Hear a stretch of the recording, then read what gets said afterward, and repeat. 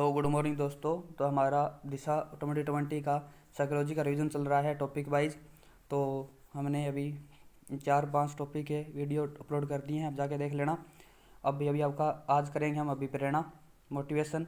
इसके अंदर अर्थ सिद्धांत अधिगम प्रक्रिया उसकी भूमिका और अभिप्रेरणा पुलवदी अभिप्रेरणा। इसके अंदर हमने पिछले सालों में जितने क्वेश्चन है उनका रिवीजन चल रहा है, ठीक है ना, जो आपके लिए एग्जाम के लिए रामबाण साबित हो गए। चलो मिलते हैं, चलो स्टार्ट करते हैं दोस्तों। एक आंतरिक मानसिक दशा जो किसी व्यवहार को आरंभ करने तथा बनाए रखने के लिए प्रवृत्त करती कहलाती है, तो अभिप्रेरणा कहलाती है। अभिप्रेरणा शब्द का अंग्रेजी प्राय मोटिवेशन होता है। शब्द की उत्पत्ति लैटिन भाषा के धातु मोटम से हुई है, जिसका अर्थ होता है क्रिया, कोई क्रिया करना। सीखने की प्रक्रिया की प्रभावशाली व्यवस्था में अभिप्रेरणा एक केंद्रीय तत्व है, जिस किसी बालक को अपनी पूरी क्षमता या योग्यता के साथ कार्य करने के लिए उकसाना, यह अभिप्रेरणा है। अंग्रेजी भाषा का मोटिवेशन शब्द किस किस लैटिन भाषा से शब्द से बना है, तो आपका मूवर से बना है। क्रिया को प्रारंभ करने, जारी रखने तथा नियंत्रित करने की प्रक्रिया आपकी क्या कहलाती है, तो आपकी अभिप्रेरणा कहलाती है। अभिप्रेरणा एक प्रक्रिया है जो व्यवहार को प्रत्यक्ष अवलोकनीय बनाती है, अधिगम तक पहुंचाने को राजमार्ग को कहते हैं। तो ये दोस्तों आपका अभिप्रेरणा रहेगी किसके अनुसार, प्रेरणा सीखने के लिए एक राजमार्ग है, तो स्किनर के अनुसार अभिप्रेरणा सीखने का एक राजमार्ग है। अभिप्रेरणा वे शारीरिक तथा मनोदैहिक दशाएं हैं जो किसी कार्य को करने के लिए प्रेरित करती है, तो ये मैकडूगल के अनुसार है। अभिप्रेरणा शारीरिक और मनोदैहिक, मैकडूगल, ठीक है ना, शारीरिक और मनोवैज्ञानिक की दशाएं मैकडूगल ने कहा है। अभिप्रेरणा की विशेषता देख लेते हैं। गुड क्या कहते हैं, गुड अभिप्रेरणा कार्य को आरंभ करने, जारी रखने और नियमित करने की प्रक्रिया। ये काम क्या होता है, गुड होता है, ठीक है ना, गुड होता है। कार्य आरंभ करेगा, जारी करेगा और नियमित रूप से प्रक्रिया करेगा, गुड है, ठीक है ना। किसी क्रिया को उत्तेजित करने, जारी रखने तो उसे लक्ष्य तक पहुंचाने की विशिष्ट शक्ति को अभिप्रेरणा कहते हैं, ये गुड का है। मैकडूगल कहते हैं अभिप्रेरणा शारीरिक और मनोवैज्ञानिक दशाएं हैं जो किसी कार्य को करने के लिए प्रेरित करती है, ये भी सही है। स्किनर अभिप्रेरणा अधिगम का सर्वोच्च राजमार्ग है, स्किनर का है राजमार्ग, स्किनर कहते हैं। वुडवर्थ अभिप्रेरणा व्यक्ति की दशा का वह समूह है जो किसी निश्चित उद्देश्य की पूर्ति के लिए निश्चित व्यवहार को स्पष्ट करता है। और वुडवर्थ के अनुसार अभिप्रेरणा व्यक्ति की दशा का वह समूह है जो किसी निश्चित उद्देश्य की पूर्ति के लिए निश्चित व्यवहार को स्पष्ट करता है। करो के अनुसार अभिप्रेरणा से अभिप्राय सीखने में रुचि कर उत्पन्न करने हैं तथा यह सीखने का अधिकार है। गिलफोर्ड के अनुसार अभिप्रेरणा किसी कार्य को प्रारंभ करने, उसे निरंतर बनाए रखने वाली पर विशेष आंतरिक अवस्था होती है। यंग के अनुसार अभिप्रेरणा का कार्य प्रारंभ करने और दिशा देने तथा उसकी गति को बनाए रखने की प्रक्रिया है, ठीक है ना।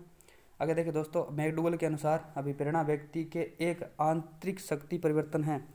अभिप्रेरणा व्यक्ति की एक आंतरिक शक्ति परिवर्तन है जो भावात्मक जागृति तथा पूर्व अनुमति लक्ष्य प्रतिक्रियाओं द्वारा होती है। थॉमसन के अनुसार अभिप्रेरणा आरंभ से लेकर अंत तक मानव व्यवहार के किसी एक या प्रत्येक कारक को प्रभावित करती है, जैसे अभिवृत्ति, रुचि, प्रणोदय, आकांक्षा, कामना, इच्छा आदि है। हिलगार्ड वेटकिंसन के अनुसार अभिप्रेरणा से हमारा अभिप्राय उस अवस्था से है जो प्राणी को कार्य करने के लिए उत्तेजित करती है, अथवा प्राणी को एक बार कार्य करने के लिए तैयार हो जाने के बाद उसे उत्साही तथा निर्देशित करती है। ब्लेयर और जॉनसन एवं सिम्पसन के अनुसार अभिप्रेरणा एक ऐसी प्रक्रिया है जिसमें सीखने वाले की आंतरिक शक्तियाँ अथवा आवश्यकताएं उसके वातावरण से विभिन्न लक्ष्यों की ओर आपकी निर्देशित होती है। अब देखें, अभिप्रेरणा सामान्य क्रियाकलापों का प्रभाव है जो प्राणी के व्यवहार को इंगित और उसके बाद निर्देशित करता है। प्रक्रिया किसने दी थी, जॉनसन ने दी थी, ठीक है ना, जॉनसन के अनुसार प्राणी के व्यवहार को इंगित और आपकी निर्देशित करती है अभिप्रेरणा। अभिप्रेरणा के संदर्भ में भूख क्या है, तो भूख आपकी दोस्तों अंतर्नोद रहेगी। जब शारीरिक आवश्यकताएं मानसिक आवश्यकताओं का रूप धारण कर लेती है, तो मानसिक आवश्यकताएं शारीरिक आवश्यकताओं का रूप धारण कर लेती है, तो उस मनोशारीरिक स्थिति को चालक या प्रणोद अंतर्नोद कहते हैं। अंतर्नोद मुख्य 2 वर्ग बताए गए हैं। पहले वर्ग के अंतर्गत अनअर्जित जैविक या प्राथमिक अंतर्नोद आते हैं, या वे अंतर्नोद है जो शारीरिक आवश्यकताओं के उत्पन्न होते हैं, भूख, प्यास, नींद, यौन आदि। दूसरे अंतर्गत अर्जित या अधिगमित अंतर्नोद आते हैं जिसकी उत्पत्ति सामान्य समाजजन्य आवश्यकताओं से होती है। इस प्रकार के अंतर्नोदों के उदाहरण हैं अनुमोदन, संबंधन, उपलब्धि, शक्ति, अभिप्रेरणा, आक्रमण, अभिप्रेरणा आदि आती है, ठीक है ना। अभिप्रेरणा के संदर्भ में प्यास क्या है, तो प्यास आपका दोस्त का अंतर्नोद रहेगा। निम्न में से कौन सी कोई जैविकीय आधार नहीं है, तो आपका देखिए संबंध जैविकीय आधार नहीं है, भूख प्यास काम रहेगा। निम्न में से कौन सा जन्मजात अभिप्रेरक है, तो आपका भूख रहेगा। निम्न में से कौन सा जन्मजात अभिप्रेरक नहीं है, तो निद्रा, प्यास और भूख सभी है, लेकिन आकांक्षा नहीं है।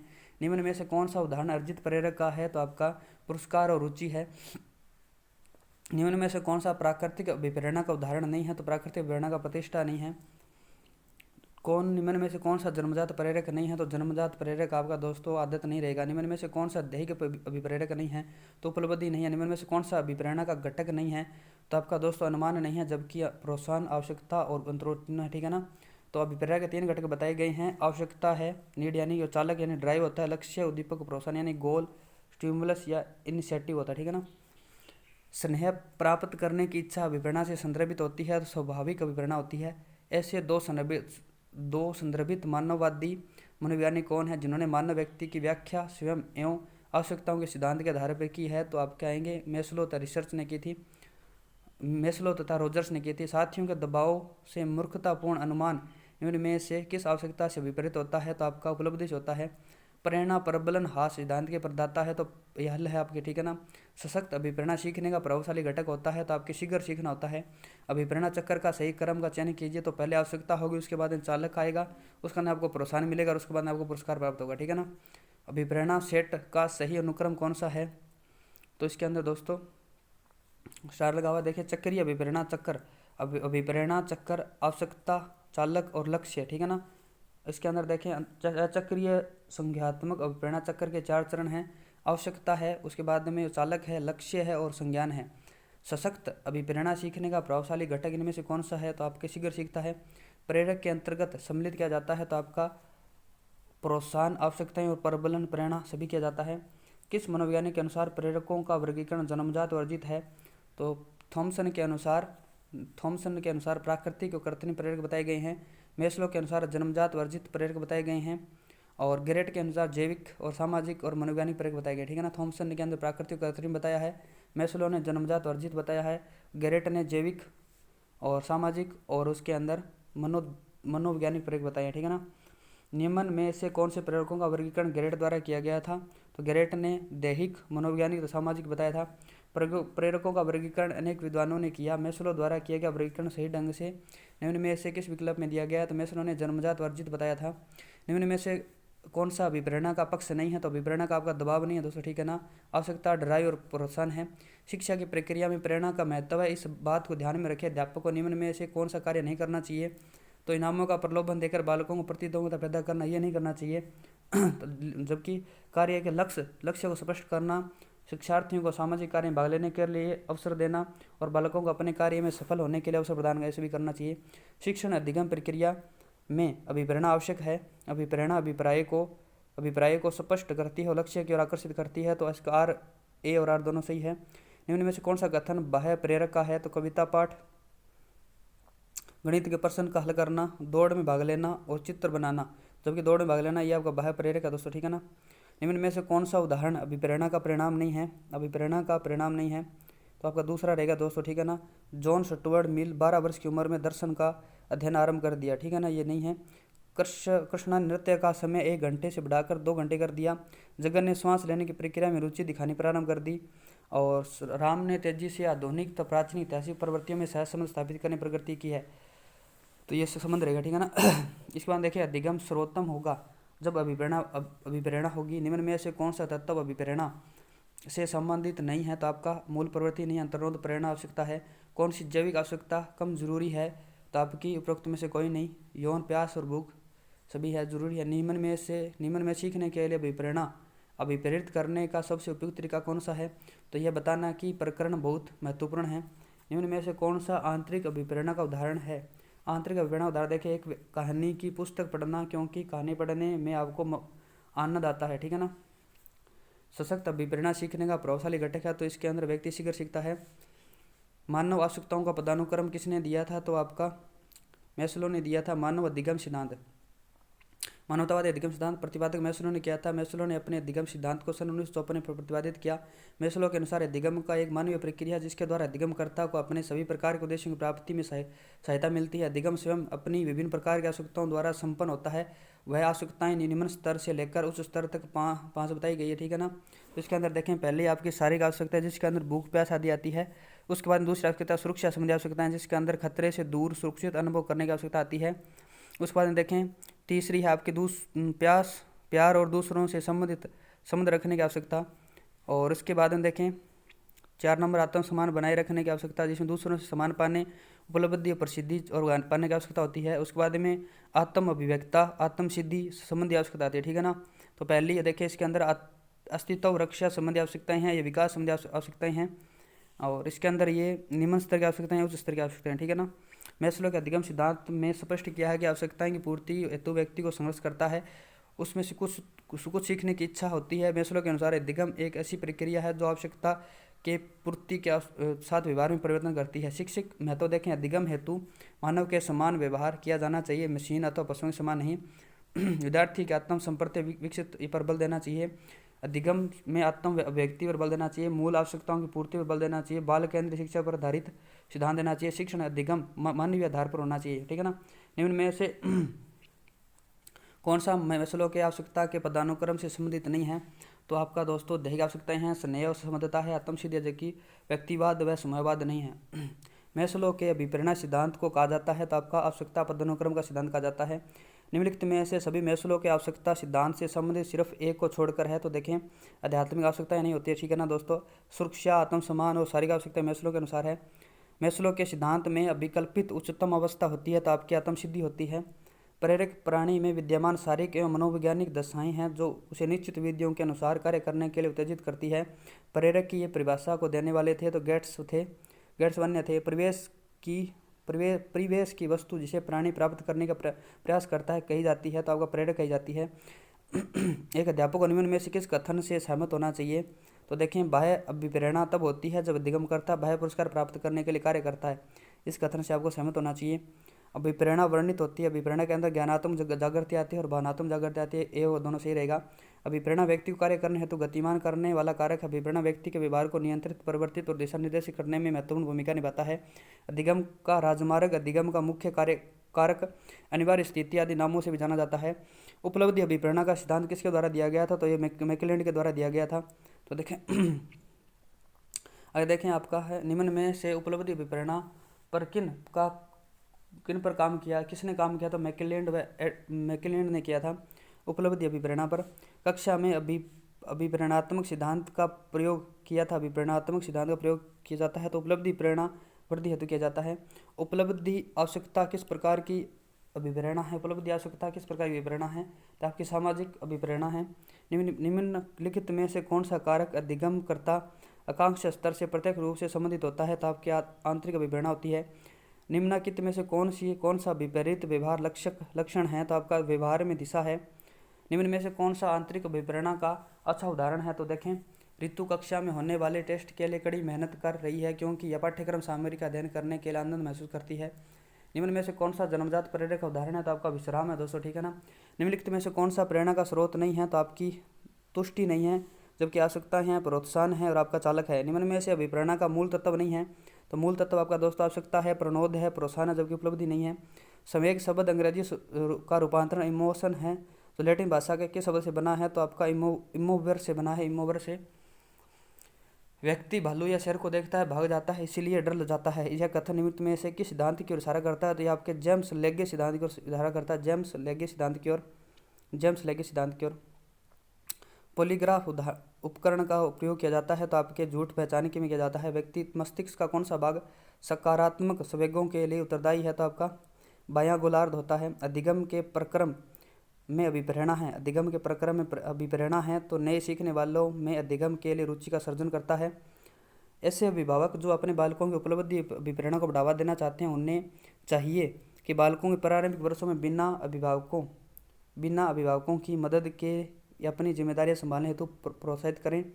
एक छात्र बोर्ड परीक्षा के लिए कठिन परिश्रम कर रहा है, उसके पिता ने उसे अच्छे अंक पाने पर मोटरसाइकिल देने का वादा किया। इसका अर्थ है अब बाह्य प्रेरणा होती है। सकारात्मक और नकारात्मक उत्तेजनाएं या घटना छात्र के व्यवहार को प्रेरित कर सकते हैं। कौन मनोवैज्ञानिक परिप्रेक्ष्य इस तरह से प्रेरणा की व्याख्या करते हैं? तो व्यवहार करता है। प्रेरणा के शाब्दिक अर्थ में हमें किसी कार्य को करने का बोध होता है। इस अर्थ में हम किसी भी उत्तेजना को प्रेरणा कह सकते हैं। यह उत्तेजना आंतरिक भी हो सकती है और बाह्य भी। प्रेरणा के दो अन्य प्रकार भी होते हैं, सकारात्मक प्रेरणा तथा नकारात्मक प्रेरणा। समान और प्रतिष्ठा व्यक्ति के लिए अभिप्रेरणा की तरह कार्य करते हैं। ये प्रेरक निम्नलिखित में से किस श्रेणी से संबंधित? आपके सामाजिक श्रेणी से संबंधित है। निम्न में से कौन सा सर्वोत्तम उदाहरण है कि प्रेरणा क्या है? तो छात्र भी सक्रिय है। अपने गणित वर्ग में अच्छा करने के लिए उच्च लक्ष्य निर्धारित करता है, काफ़ी प्रयास के साथ बना रहता है और कक्षा में उच्चतम अंक प्राप्त करता है। रिल्ली और लेविस के अनुसार अभिप्रेरणा एक ऐसा बल है जो व्यक्ति के भीतर से उत्पन्न होता है और न कि कुछ ऐसी चीज़ें जिसे शिक्षक छात्र ने अपनी ओर से पैदा करते हैं। प्रश्न विकल्प 2, छात्र स्वप्रेरित है और अपने लक्ष्य प्राप्ति में सफल है। यदि बाह्य प्रेरणा एक अंत युक्ति है तो आंतरिक प्रेरणा क्या है? अपने आप में एक अंत है। आंतरिक अभिप्रेरणा से तात्पर्य मुख्य स्वतः अभिरुचि से होता है। जब शिक्षार्थी किसी पाठ को इसलिए सीखता है क्योंकि उसमें उसकी अभिरुचि है तथा पाठ को सीखने में उसे खुशी मिलती है तो माना जाता है कि शिक्षार्थी ने आंतरिक अभिप्रेरित है। रोहन बाहुबली के नवीनतम चित्रकथा की पुस्तक पढ़ रहा है क्योंकि वह यह देखने के लिए इंतजार नहीं कर सकता कि बाहुबली और उसके परिवार के साथ क्या घटित हुआ। वह सर्वोत्तम उदाहरण है। तो आपके केवल आंतरिक अभिप्रेरणा का उदाहरण है। निम्नलिखित में से कौन सा प्राथमिक पुनर्बलन के रूप में प्रयोग हो सकता है?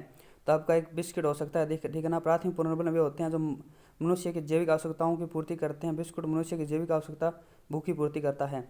एक नकारात्मक पुनर्बलन होता है। तो आपका वांछनीय व्यवहार में वृद्धि करना नकारात्मक पुनर्बलन होता है। निम्न में से किस पुनर्बलन शेड्यूल में पुनर्बलन सबसे कम पूर्व अनुमान्य होता है? तो आपका देखें चर अनुपात शेड्यूल के अंदर होता है। एक द्वितीय पुनर्बलन जिसका युग्मन एक से अधिक प्राथमिक पुनर्बलों के साथ किया जाता है कहलाता है आपका सामान्यीकृत पुनर्बलन कहलाता है। निम्न में से कौन सा धनात्मक पुनर्बलन का उदाहरण है? तो यहाँ पर प्रशंसा, दंड, गुण विवेचन या पुरस्कार, या इसके अंदर देखें जो दंड है वो आपका धनात्मक पुनर्बलन का उदाहरण है। ठीक, सॉरी दोस्तों, धनात्मक पुनर्बलन का उदाहरण नहीं है, इसने नहीं पूछा। तो दंड है वो आपका धनात्मक पुनर्बलन का उदाहरण है, जबकि प्रशंसा करना, गुण विवेचना करना और पुरस्कार देना ये आपके धनात्मक पुनर्बलन के अंदर आएगा। ठीक है ना। किसी भी व्यवहार के विलोपन के प्रति प्रतिरोध की मात्रा अधिक किस प्रकार के पुनर्बलन में होती है? तो देखें इसके अंदर आपका रहेगा विच्छिन्न पुनर्बलन रहेगा और आंशिक पुनर्बलन रहेगा। निम्नलिखित में से उस उदाहरण का चयन कीजिए जो आंतरिक अभिप्रेरणा को दर्शाता है। तो आंतरिक अभिप्रेरणा को दर्शाएगा मेगा अपने परियोजना कार्य के लिए विभिन्न स्रोत तलाश रही है क्योंकि वह नई जानकारी प्राप्त करने में रुचि रखती है। बार बार बच्चों को सजा से बचने या इनाम पाने के लिए सीखने की गतिविधियों में संलग्न होने के लिए कहना क्या दर्शाता है? तो बच्चों की प्राकृतिक रुचि में सीखने शामिल होने की जिज्ञासा को कम करता है। ठीक है ना। निम्न मनोवैज्ञानिकों में से कौन बालक विकास के सिद्धांतों से संबंधित नहीं है? बालक के विकास के सिद्धांतों से संबंधित नहीं है तो आपके अब्राहम मैस्लो नहीं है, क्योंकि जीन पियाजे हैं, अल्बर्ट बांडूरा और लेव वाइगोत्स्की की है। ठीक है, अब्राहम मैस्लो नहीं है दोस्तों। ठीक है ना। अगर देखें अब्राहम मैस्लो ने अभिप्रेरणा से संबंधित आवश्यकता अनुक्रम सिद्धांत दिया था। इसके सिद्धांत को आत्मसिद्धि का सिद्धांत भी कहते हैं। निम्न में से कौन सा बाह्य अभिप्रेरणा का उदाहरण है? तो आपके पुरस्कार रहेगा, क्योंकि उपलब्धि की आकांक्षा, चिंतन और आकांक्षा स्तर नहीं रहेगा। बाह्य अभिप्रेरणा के उदाहरण देखें दंड, दोषारोपण, प्रशंसा, प्रताड़ना, परिणाम, पुरस्कार, प्रतियोगिता, प्रतिद्वंदता, ये सभी बाह्य प्रेरणा है। जबकि आंतरिक प्रेरणा के अंदर काम, यौन, प्रेम, स्नेह, भूख प्यास, विश्राम, क्रोध, गुस्सा आदि आएगा। ठीक है ना। सीता एक डे केयर सेंटर में काम करती है। वेतन कम है और काम के घंटे लंबे हैं, लेकिन बच्चों के आसपास रहना पसंद करती है और उच्च वेतन वाली नौकरी की तलाश करने की कोई इच्छा नहीं रखती है। सीता की प्रेरणा किस प्रकार की लगती है? तो आंतरिक अभिप्रेरणा है। अभिप्रेरणात्मक चक्कर के 3 महत्वपूर्ण घटक कौन से हैं? तो आवश्यकता, अंतर्निरोध और प्रोत्साहन है। अभिप्रेरणा के 3 चरण बताए गए दोस्तों। ठीक है ना। आवश्यकता है शरीर में पानी की कमी या शरीर में भोजन की कमी आवश्यकता रहेगी। चालक या प्रणोद, अंतर्नोद आपका ड्राइव यानी भूख प्यास रहेगा। लक्ष्य प्राप्ति या उद्दीपक या प्रोत्साहन आपका पानी या भोजन रहेगा। इस प्रकार ये दोस्त आपके 2 चैप्टर हमने 3 और 4th नंबर कर लिए कंप्लीट। और अब अभी आपका 1st नंबर और 2nd नंबर आपका चैप्टर रहा है, वो करेंगे नेक्स्ट वीडियो के अंदर। तब तक के लिए जय हिंद, जय भारत। चैनल को लाइक करें, सब्सक्राइब करें और दोस्तों के साथ में शेयर करें, इससे हमारा मोटिवेशन बना रहता है दोस्तों। ठीक है ना। मिलते हैं जल्द ही।